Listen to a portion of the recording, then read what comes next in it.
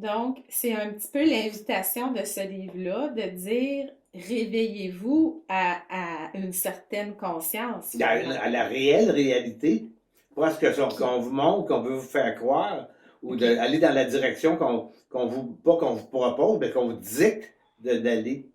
Bien souvent, là, que ce soit les gouvernements, ces choses-là, ils vont nous dire il faut s'en aller là. On ne nous donne pas de choix, là. On OK, nous envoie dans la direction où c'est profitable pour eux. exact. Ben, nous autres, individuellement, c'est pas profitable. On ne profite pas non seulement à nous autres mêmes, mais à la communauté. Parfait. Donc, c'est pour ça que ça s'appelle, ce livre-là s'appelle Le Réveil, découvrir ce qui nous a été caché, parce qu'en fait, ce qui nous a été caché, c'est tout ce qui était finalement issu de la conscience qu'on n'a pas ou qu'on a été Oui. déconnecté. Et l'autre chose du but du livre Le Réveil, c'est que tout le monde aujourd'hui se dit en éveil. Mm. Comment veux-tu être éveillé si tu n'es pas réveillé? Tu sais, quand tu te lèves le matin, là, t'es réveillé. Tu sais. Donc, commences à prendre conscience de ton environnement. Il fait chaud dans la maison, il fait froid. Bon, le chien, il est à côté de toi. OK, ça sent le café. Mais l'éveil, c'est d'avoir corrigé certaines choses de la vie qu'on a tout le temps cru. Puis on l'a cru, en fait, parce que ça faisait notre affaire. Ça nous convenait.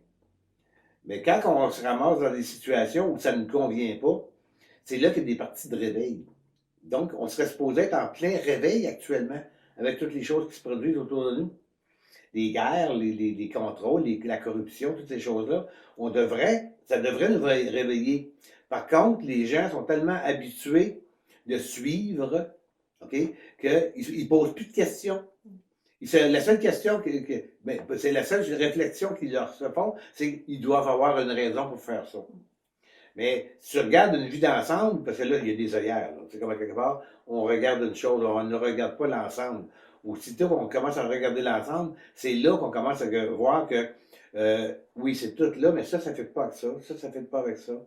Ça n'a aucun rapport avec ça. Pourquoi qu'ils amènent ça là? Parce qu'ils cachent c'est de la manipulation, en fait. Et comme tu le sais, toi, il y a une finesse à la manipulation.